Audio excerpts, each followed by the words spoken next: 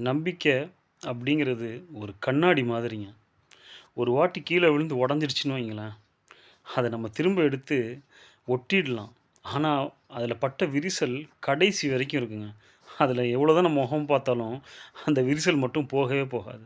அதே மாதிரி தான் நம்மள விரும்பின ஒருத்தர் நம்மள காயப்படுத்தும்போது, அதில நமக்கு வரும் பாருங்க ஒரு ரணம், வலி, அது கடைசி வரைக்கும் மாறவே மாறாதுங்க. அதுதான் உண்ம.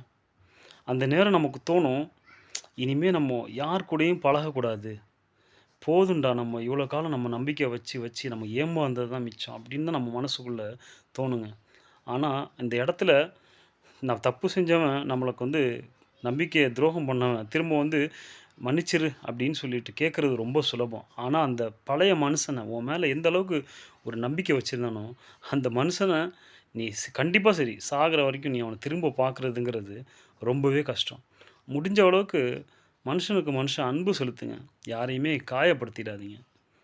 அதுவும் உங்களுக்கு கிடைக்கிற இந்த மாரி சில பேருங்கிறது ரொம்பவே ஒர்த்தி இன் அவர் லைஃப் அப்படின்னு நான் இன்னைக்கு சொல்லி முடிச்சுக்கிறேங்க. Thank you.